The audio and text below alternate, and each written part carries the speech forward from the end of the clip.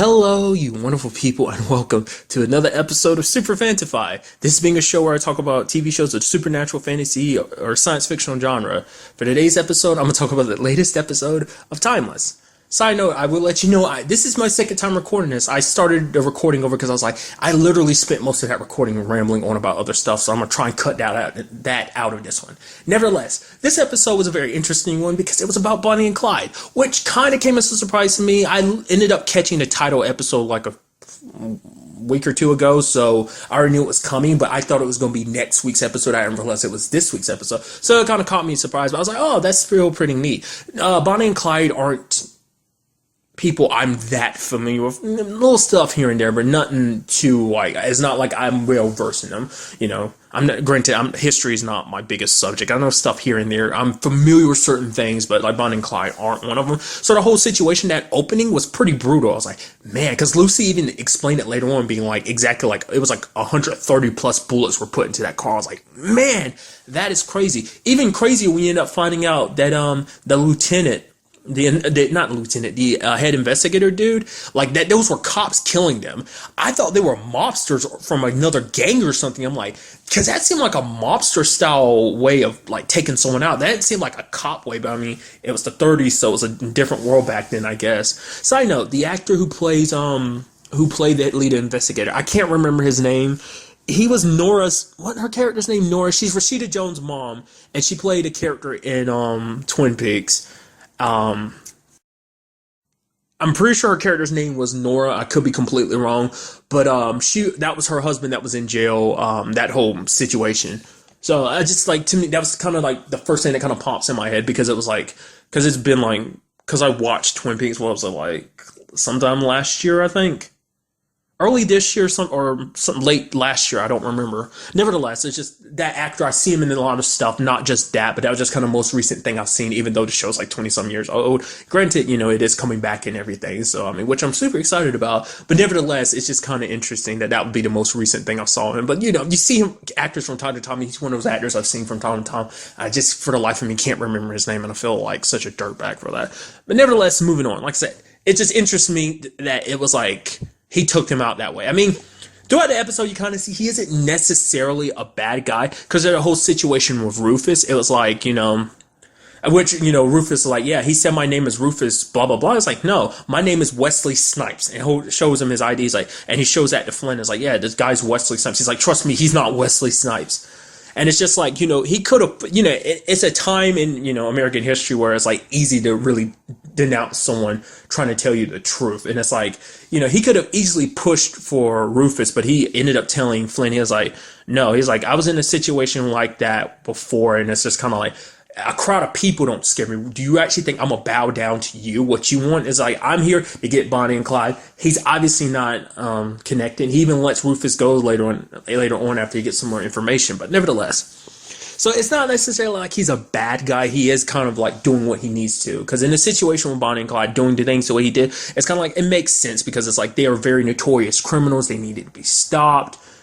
You could argue, yes, it's overkill, but at the same time, it's kind of like I said, it's a different time back then. So even like when things kind of played out differently at the end of the episode, like how at the beginning you saw them kind of get shot up like that. You saw him shoot Clyde multiple times, and it kind of breaks your heart a little bit. And you see Bonnie just like a mess. She's crying and everything. And you see her pick up the gun and is like about to shoot him. And he's like, Miss Parker, don't do anything stupid. And she does that.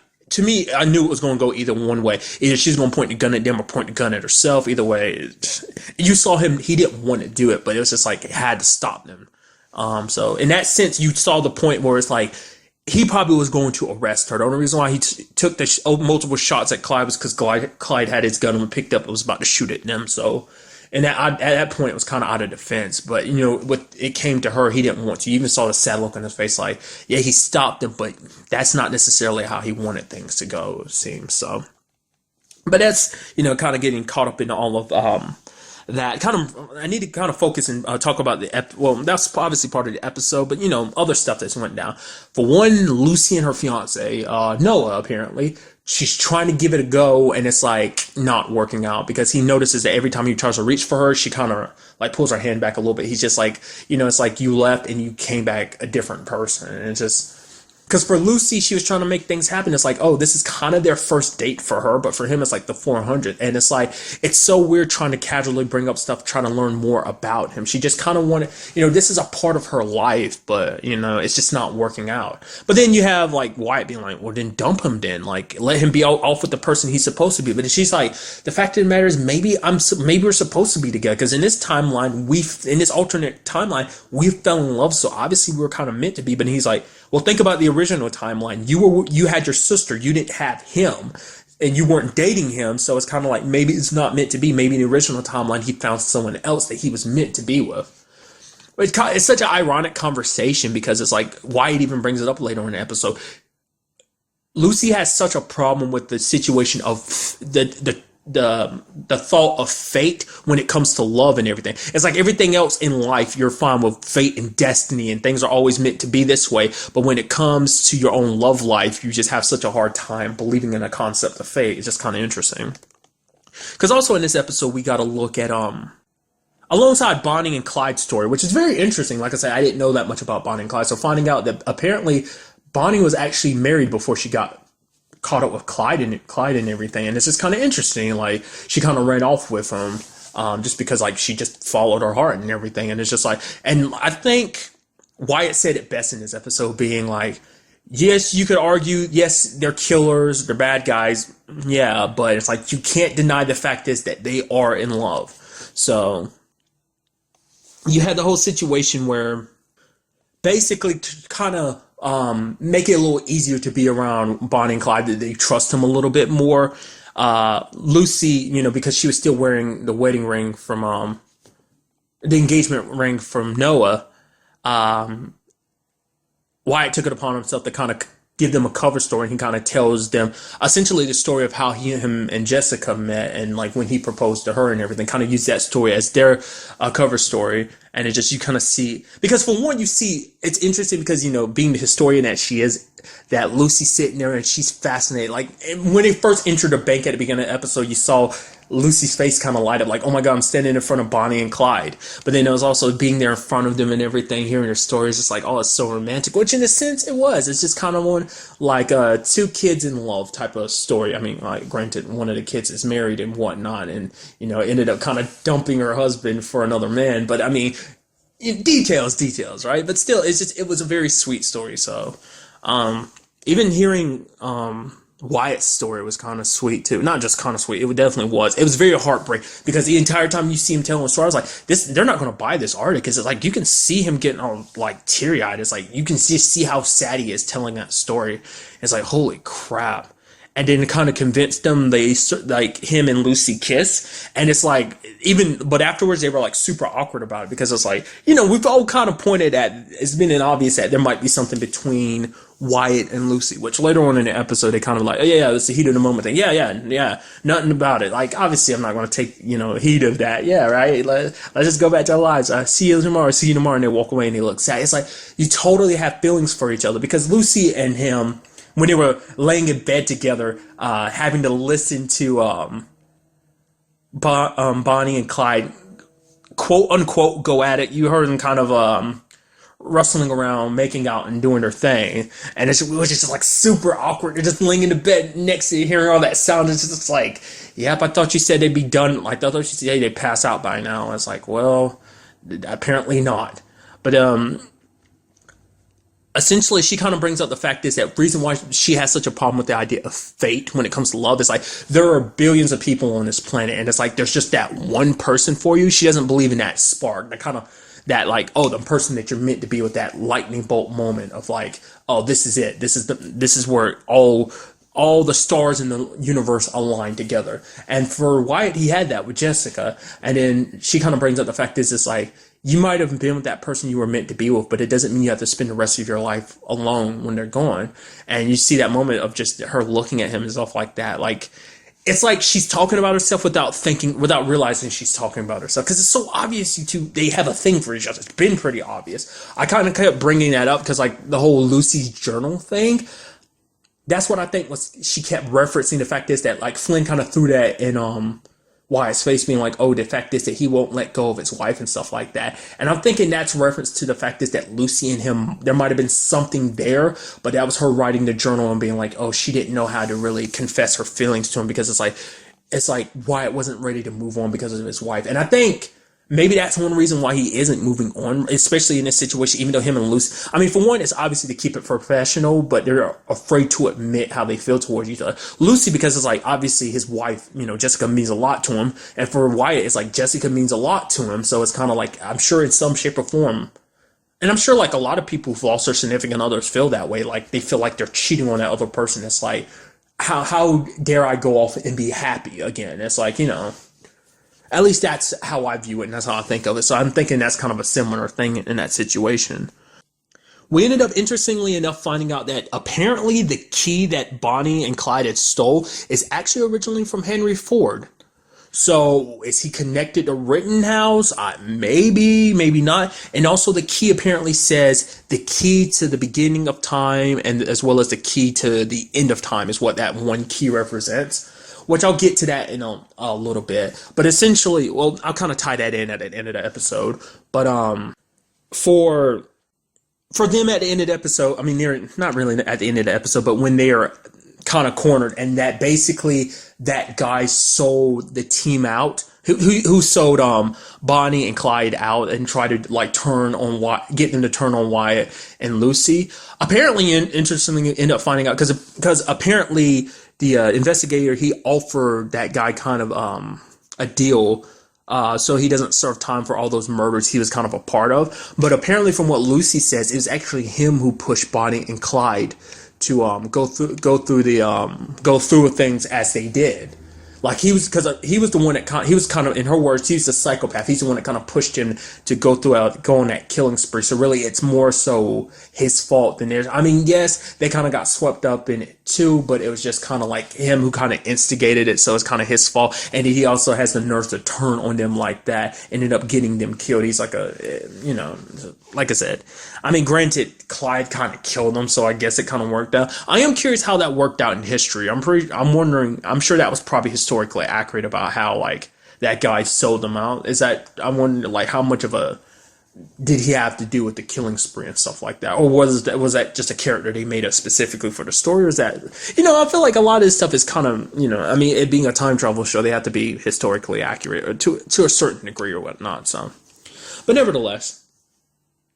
That was just kind of interesting to me too. It's like, because I'm sure when they started this all out, they were just two kids in love, kind of off having fun, and just like, you get connected with the wrong people, join a gang and stuff like that, just because you want to make life interesting, and because it's not like they went out of their way to kill people. You take even the bank robbery at the beginning of the episode, they didn't kill anybody, they just robbed them. It's just like, I think he played a role in that. I mean, in the whole cops dying at the beginning of the episode too, is just them trying to like get away. So that's what played a role part in that. So it's like they went out of their way to kill people. I don't think it's like he played a big role in that. So it's just, I don't know, something was kind of in the back of my mind while I was watching the episode after like Lucy brought that up and whatnot. So, but also in this episode we had I can't remember if I brought this up in this recording or the previous recording, but the whole Agent Christopher kind of looking into all the evidence they gathered from Flynn and stuff, and kind of looking into Rittenhouse, because she's already investigating Mason. We learned that last episode because she got super suspicious of him. But because that was the whole thing. They were just like, they're looking for someone to kind of trust about this whole situation. And it's like, well, why not Agent Christopher? She's obviously getting close to this, and the fact is that she's investigating it means she's not part of Rittenhouse. And then, but Rufus is kind of reluctant about it, and then they kind of poke fun at him a little bit, and then you have Wyatt being like, oh yeah, who should we trust? Gia? Yeah, I see you out there, you and Gia kind of doing your thing. It's like you side dog you, and then Lucy being like, what? You and Gia? It's a thing now? Oh, I told you it was going to be a thing, just being so happy for him and everything. And it's just, and you see Rufus just kind of getting all embarrassed about it. But interestingly enough, like, because she ended up following him, following Mason. Agent Christopher ended up following Mason to her meeting with the Rittenhouse guy, and she ended up taking pictures of it. Because I was so sure that the call that he had gotten, I was pretty sure that was because Rittenhouse already knew it. I thought they know that they're being looked into. Because they have eyes and ears everywhere. Because the whole situation with Rufus, because Mason didn't tell them about the fact is that Rufus said he wasn't going to do that anymore because he wouldn't do that to Rufus. So they ended up finding out on their own in some shape or form. So they must have like his vehicles or all these different places bugged or something like that. But interestingly enough, it's like, she like Rufus was like, I mean, Mason was like, you need to stop with all these idle threats and stuff like that. She's a Homeland Security agent. You're not going to kill her. And then bluntly, he's like, the fact is we kill a lot of people, whether journalists, government agents. It's like people get nosy, they disappear. It's like our essentially showing just how powerful Rittenhouse is. We've taken out a lot of powerful people that have crossed our paths and before, and we're still here. No one's been able to stop us in all this time. So it's like, what's one more agent? So that's kind of sad to hear because because.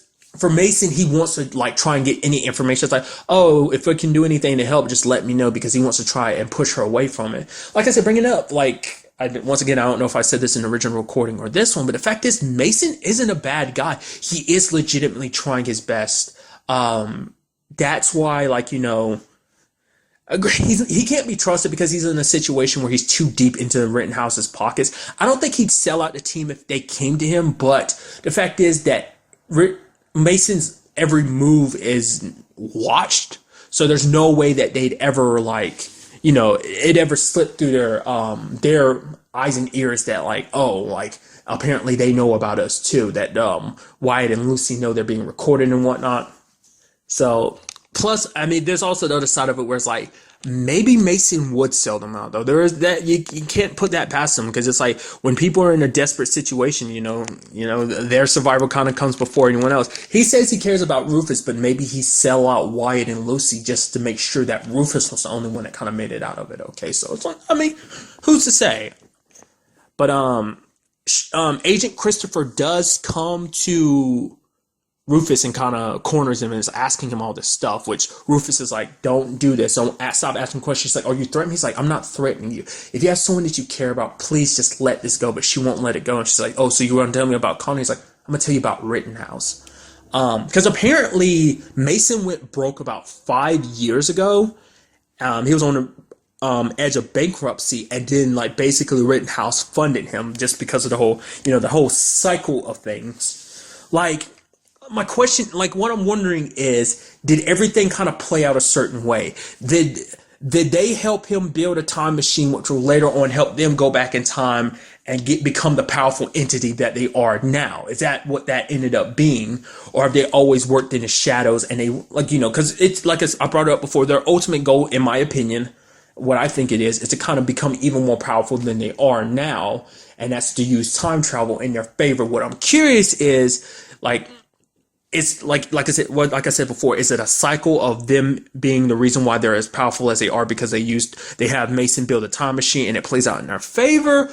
Or have they always been powerful and they're just using this as a new opportunity to expand their power in, that case? Because I'm sure it's going to be a situation where it's like, oh, we're trying to make the world a better place because once we go back in time, we can rewrite history and put it under us. We're the ones that get to dictate how. I mean, which, in a situation like that is a monopoly of power, which is never a good thing. No one person or group of people should have access to too much power because, that's how tyrants and dictators are born. And could you imagine an entire organization made out of dictators and tyrants deciding who lives and who dies and what way to shift the world, could create a country or easily just destroy it with a snap of a finger if, depending on where they are tapped into governments as what kind of relationships they have and stuff like that, who they have implanted here and there, stuff like that.